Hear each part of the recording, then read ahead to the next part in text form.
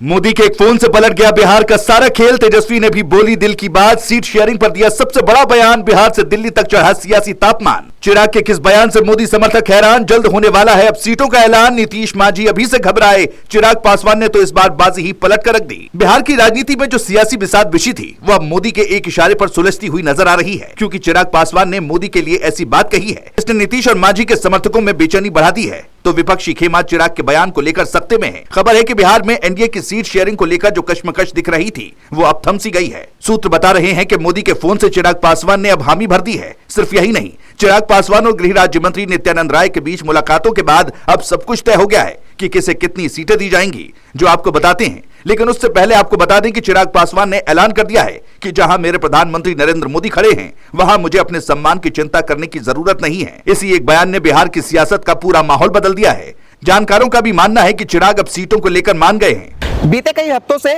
LJP और BJP के बीच seat बंटवारे को लेकर तनातनी देखने को मिल रही थी। जहां चिराग पासवान का कहना था कि उन्हें 30 से 35 सीट दी जानी चाहिए, वहीं बीजेपी 22 सीट का ऑफर दे रही थी। इस पर पेंच फंसा रहा, लेकिन अब नित्यानंद राय और धर्मेंद्र प्रधान ने चिराग पासवान से लगातार मीटिंग की तो धीरे धीरे बर्फ पिघलने लगी। सूत्र बताते हैं कि अब चिराग 22 सीटों के अलावा 4 क्वालिटी सीटों पर समझौते के मूड में है, जिनमें जमुई की चकाई और सिकंदरा सीट पर उनकी खास नजर है। राजनीतिक गलियारों में यह माना जा रहा है कि अब एनडीए का सीट फॉर्मूला तय हो चुका है और जल्द ही इसकी औपचारिक घोषणा होने वाली है। इस बीच चिराग पासवान ने अपने बयान में जो कहा उसने बीजेपी समर्थकों को भी हैरान कर दिया। उन्होंने मीडिया चैनल से बात करते हुए कहा कि जहां मोदी हैं वहां इज्जत की कमी नहीं हो सकती।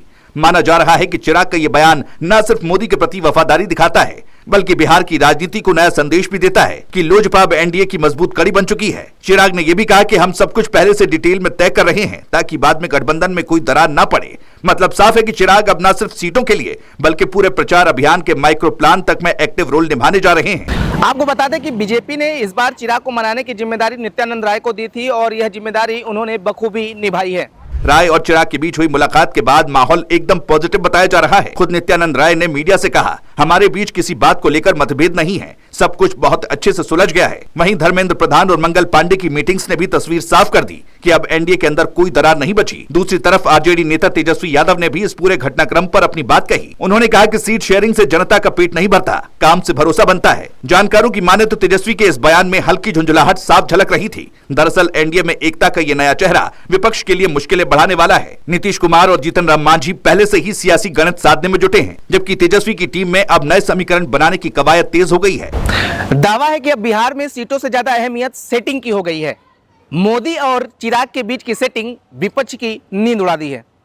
आने वाले दिनों में बीजेपी और लोजपा मिलकर चुनावी रणनीति का ऐलान करेंगे। बीजेपी को भरोसा है कि चिराग पासवान बिहार के युवाओं और दलित वोट बैंक में जोश भर देंगे। वहीं जेडीयू और आरजेडी दोनों अपने अपने किले मजबूत करने में लग गए हैं। अब सबकी निगाहें एनडीए की सीटों की फाइनल लिस्ट पर है, जो अगले कुछ दिनों में सामने आने वाली है और तब तय होगा कि बिहार का ताज इस बार किसके सिर सजेगा।